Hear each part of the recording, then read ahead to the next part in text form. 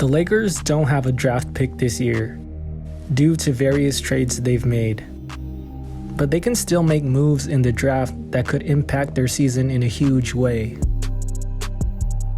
The Lakers scouting department has done a very good job finding talent late in the draft, and Rob Pelinka said that they will try to buy second-round draft picks. However, draft picks may be harder to acquire, especially in this year's draft, which is deeper than usual. So I'm not counting on the Lakers getting those draft picks. But what we can count on is the undrafted players. According to the LA Times, and others agree, the Lakers will be a top destination for undrafted free agents. There are various reasons for this. Of course, it's the Lakers. It's Hollywood, the glitz and glamour. From a marketing standpoint, you can't do much better than the Lakers. You're going to be on a team with the biggest fan base. You're going to be a household name. So you may see talented players at the end of the draft purposely avoid getting drafted for the opportunity to join the Lakers. Austin Reeves is a great example of this. He had an opportunity to get drafted by the Pistons in the second round. However, he decided that he'd rather go undrafted and take a chance with the Lakers on a non-guaranteed contract. He was able to make it on the roster and was able to stand out, starting a lot of the games. Honestly, he was one of the best players on the team outside of LeBron and AD. Now that just shows how bad the team was and how poorly the roster was constructed, but he took advantage of the opportunity. But that was a uniquely bad team. Ideally, the Lakers won't repeat that mistake and the roster will be much better.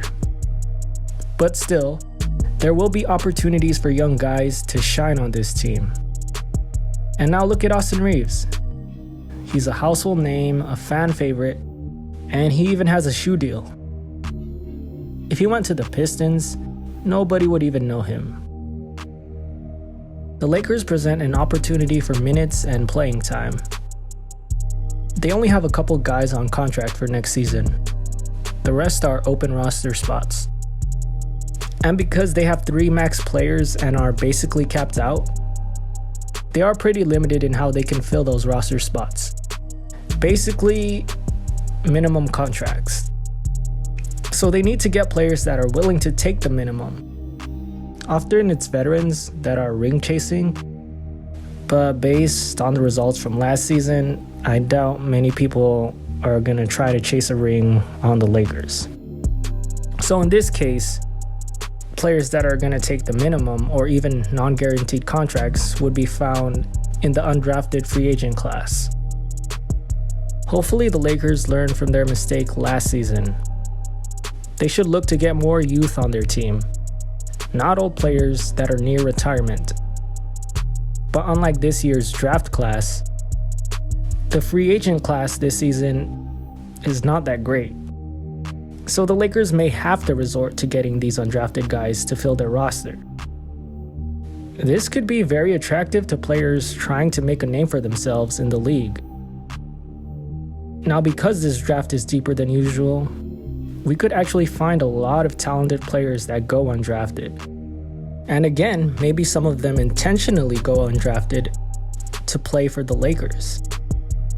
These young players could be important to the team because how limited the Lakers are with their roster moves.